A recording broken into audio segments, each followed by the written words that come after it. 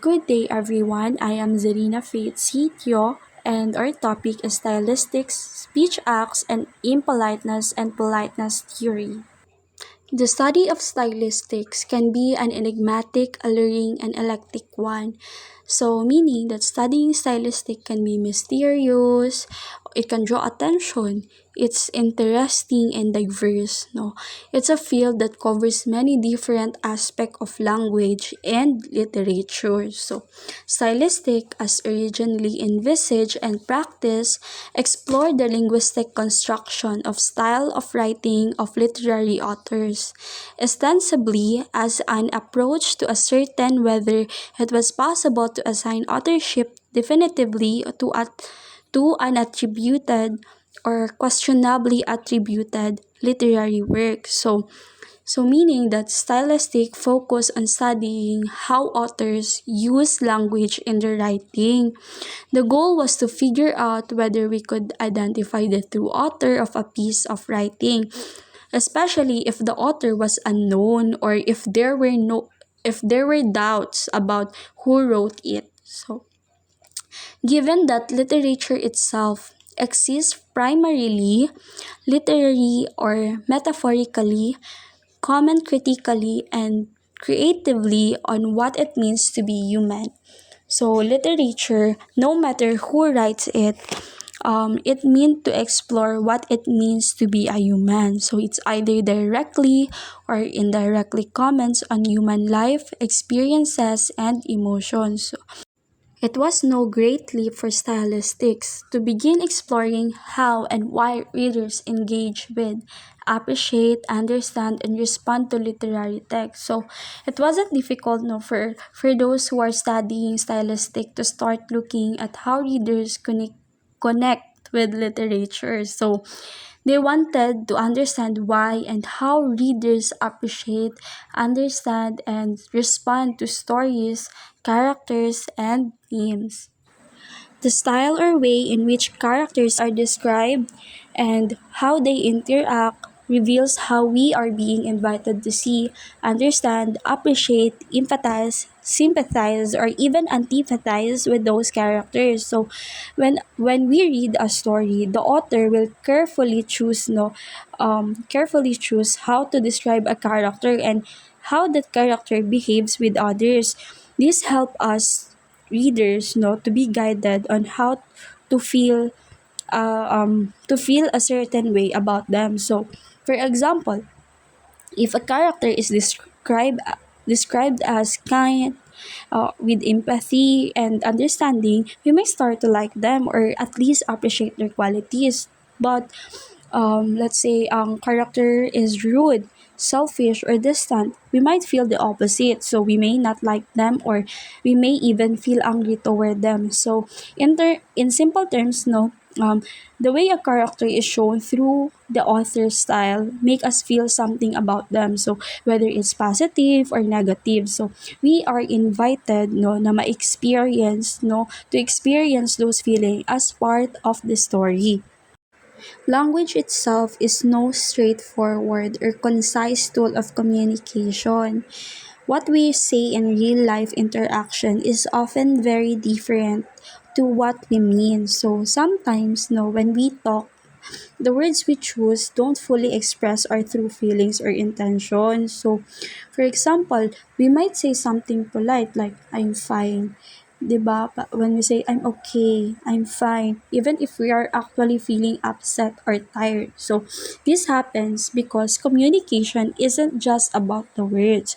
We also think about how others will react, how to avoid conflict, or how to be polite. So, we don't always say exactly what we mean, and that's why language can be tricky and complex. If individuals go for far as to use impoliteness, we infer character traits about them to infer wider situational reason for their behavior. So no, when someone is rude or impolite, we don't just think about the words they said. We try to understand why they act that way. So, for example, if a person shouts at someone, 'di ba, we might think that they are angry, impatient, or frustrated. But we also consider, kung what is the cause for them to act this way, or maybe they are stressed or dealing with a tough situation. So this is the same in the stories or fiction. So when a character is impolite or rude in a story, we also try to figure out with their personality or what's going on in their life to explain their behavior. The concept of speech acts comes from philosopher J.L. Austin, who pointed out that when we speak, we don't just state facts, we also perform actions. So, for example, saying I apologize or I promise isn't just talk, it actually creates an action in the conversation. No, so as for JL Austin concept, of speech acts help us understand that when we speak, we are doing more than just sharing information. So we are actually performing action with our words. So for example, when someone says, like what I said, like what I have read, na when someone says, I apologize, they are not just simply stating a fact. They are taking action by offering an apology. Similarly, when someone say, I promise, they are making a commitment. So, which changes the situation or relationship in some way. Austin described two types of speech acts, the constatives and the performatives. Constatives are statements that describe things as they are, like the sky is blue.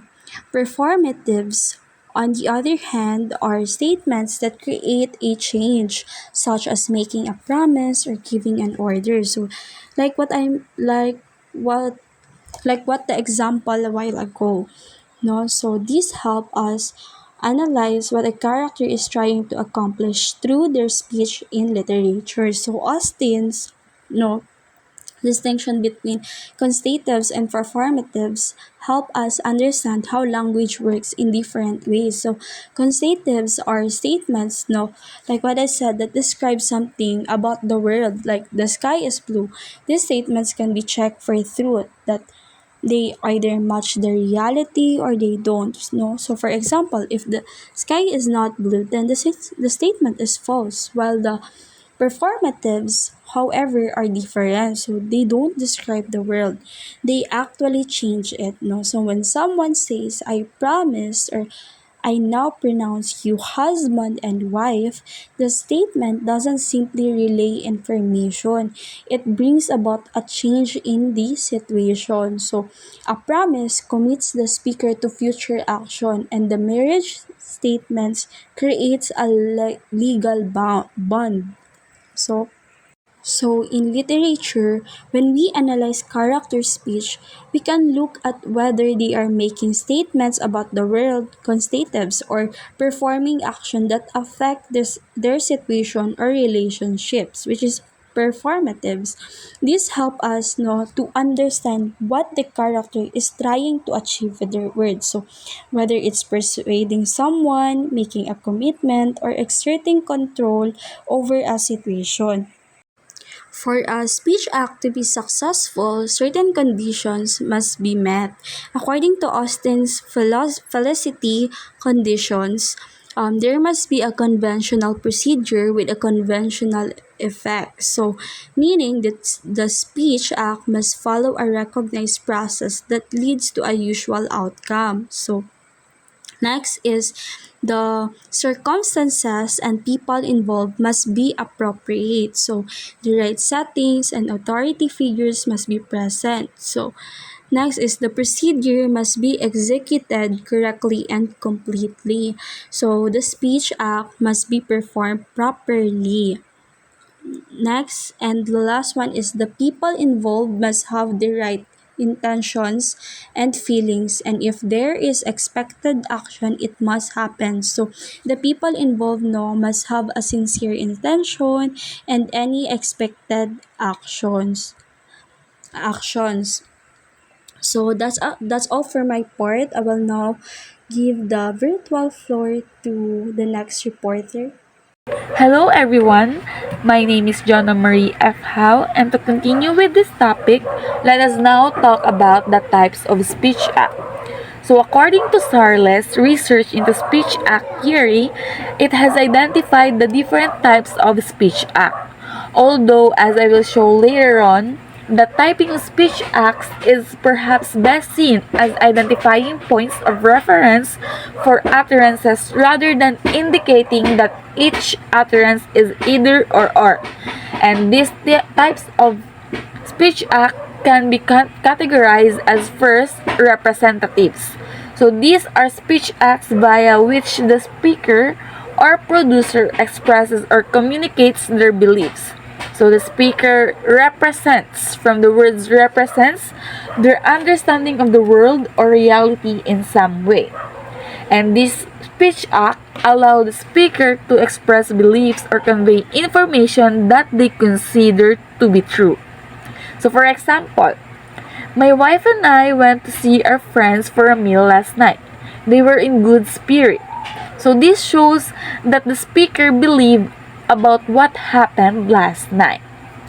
Next is the assertives. So these types of speech acts commit a speaker to the truth of the central proposition. Examples would be include repeating of an idiomatic lesson, or even reciting a statement of faith, belief, or prayer. And this type of speech act is where the speaker commits to the truth of the statement, and this could involve expressing an opinion or belief or stating a fact. So for example, it is illegal to drink and drive. So that's what the speaker asserts, a legal fact, right? So that's what assertives mean. Next is directives. Directives. So these are speech acts which cause or uttered in attempt to cause the hearer, or rather the main recipient, to take a particular course of action. So prototypical speech acts of this type include requests, advice, commands, and crucially for us, conditional threats. And these are speech acts that aim to get the listener to do something, right? So the speaker attempts to influence the behavior of the listener through the requests or commands and etc. So for example, girls, tidy your rooms. It is a directive as it aims to get the listener to act. So from the word itself, directives, to aim the listener to act, direct. Next is the commissives. So the commissives is the speech acts which commit the speaker to some future action. Example is promises, oaths, and again, crucially, threats. And this involve the speaker committing to a future action like making promises or oaths. So this speaker is responsible for doing something later. So for example, I'll ring Santa to tell him to put you on his list, gift list. So it is a commissive as it's a commitment to a future action based on a certain conditions. Next is the expressives. So these speech acts by which the speaker or producer communicates or attempts to communicate or otherwise expresses the speaker's emotions and or attitudes towards the main proposition. And such utterances, for example, might be thanks, excuses, explanations, and congratulations. So these speech acts are used by the speaker to express emotions or attitudes. And that's it. Next is the declaratives, the last one. This speech act which change or others' understanding of our actual social cultural reality in line with the proposition being expressed. So for example, a declarative speech that includes declarations, naturally, christenings, baptisms, or other naming ceremonies, pronouncements, or even admissions. And for example, a marriage pronouncement. So declaratives can happen when marriage pronouncements happen. So I now pronounce you as husband and wife. And even in baptisms, I baptize you in the name of the Father, the Son, and the Holy Spirit. To continue, let us now talk about the indirectness and implicitness. As will be becoming readily apparent, one issue with speech act is that they are not easily or even preferably pigeonholed into one or other type of speech act category.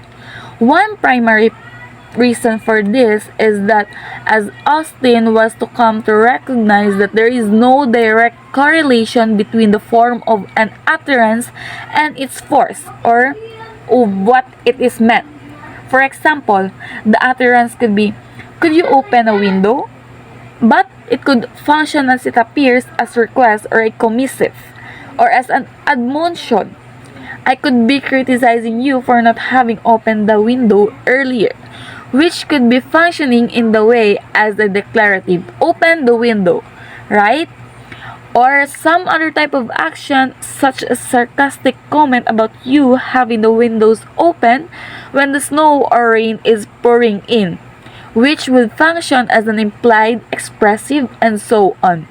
Recognizing this mismatch between form and force, Austin attempts to account for both the direct and indirect nature by which speech acts could function. He theorizes a tripartite explanation of every speech act by way of explaining how the form of one utterances could have the function of another. The tripartite or three-part elements of speech act are: first, the locution or what is actually said; second is the illocution or what was meant by what was said; and the next one is the perlocution or the perlocutionary effect, which is the effect on the hearers or the hearer of what was said and what was meant, and recognized as being meant by the hearer. With the direct speech acts, the locution largely matches the illocution. For example, two speeches acts in Reagan's now classic and oft-quoted line, "Put your trousers on, you're naked," are considered direct because the first locution, "Put your trousers on," proportionally matches the illocution, "I want you to put your trousers on," or more formally, "I want you to get dressed." While the second locution, "you're naked," proportionally matches the illocution, "you're naked," or more formally, "I'm placing you under arrest on suspicion of having a committed crime." However, with regards to indirect and even implied speech acts, the match between the illocutions and the illocutions in the following extract take more cognitive work to fully unlock and understand. So that's it for my part. I will now give the virtual floor to the next reporter. Thank you. Good day everyone. Now we will be talking about what is face, politeness, and impoliteness in stylistic and about language as a stylistic characterization device. Before we start, let me introduce myself. I'm Nadine Sayanyana and I hope you will listen attentively to me. Thank you. First, we will talk about the face, polite, and impoliteness. So what is face? So face is a social concept that refers to our sense of self-worth and respect. It's how we want others to perceive us. And there are two main types of face, the positive face and the negative face. Positive face is the desire to be liked, approved of, and respected by others, while negative face is the desire to be independent and free from imposition. And when we say politeness, it is when we communicate, we often try to maintain both our own face and the face of the other person. This is called politeness. We use polite language to avoid threatening or damaging the other person's face. For example, saying please and thank you are polite ways to request or acknowledge something, while impoliteness, in contrast, involves intentionally threatening or damaging the other person's face. This can be done through insults, threats, or other aggressive language. Now, let's move on to the next topic, Language as a stylistic characterization device. In this slide, it represents the theory by linguist Jonathan Culpeper about how we understand characters in fictional stories. So the theory says that we use two main sources of information, the prior knowledge and the textual evidence. In prior knowledge, this is what we already know about the world and about different types of people. For example, if we see a character in a suit and tie, we might guess that they are a business person, while in textual evidence, this is what the character says and does in the story. For example, if the character in the suit and tie starts yelling at someone, we might revise our guess about their personality. Culpeper suggests that our brains use these two sources of information to build a mental model of each character. This mental model helps us to understand the character's motivation and predict how they will behave. In this slide, I'll be talking about a concept in linguistics called the prior knowledge, top-down processing, and text-based and surface structure bottom-up processing. So top-down processing is when we use our existing knowledge and expectations to understand something new.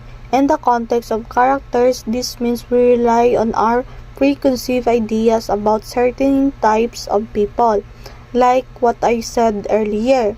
For example, if we see a character wearing a lab coat, we might assume they are a scientist. In bottom-up processing or in text-based and surface structure is when we use specific details to build a bigger picture. In the context of characters, this means we pay attention to what the character says and does. For example, if the character in the lab coat starts talking about magic spells, we might revise our initial assumption. By combining top-down and bottom-up processing, we can build a complete understanding of a character. We start with our initial assumptions based on their appearance or situation, and then we refine those assumptions based on what the character actually says and does. So that's all for my part. Thank you everyone for listening. I hope you learned something from me. Good day everyone! I am Hazel Balanay. In this video, I'll be discussing about 4 maxims of conversation of Paul Grice and 4 felicity conditions for speech acts of John Searle. Now, let's start with Grice's maxims of conversation. So first is the maxim of quality. This maxim encourages us to be truthful. We should provide information we believe to be true, and that has evidence to support it. Second is the maxim of quantity. This maxim tells us to be informative and give just the right amount of information. We should avoid giving too little or too much detail. So the third one is the maxim of relation. This maxim is about staying relevant. We should keep our responses on topic and connected to the conversation. And lastly is the maxim of manner. This maxim reminds us to be clear, brief, and organized in our speech for us to avoid confusion or ambiguous language. So these 4 maxims are like guidelines for clear and meaningful conversation. And Paul Grice believed that people should generally follow these rules and assume others will too.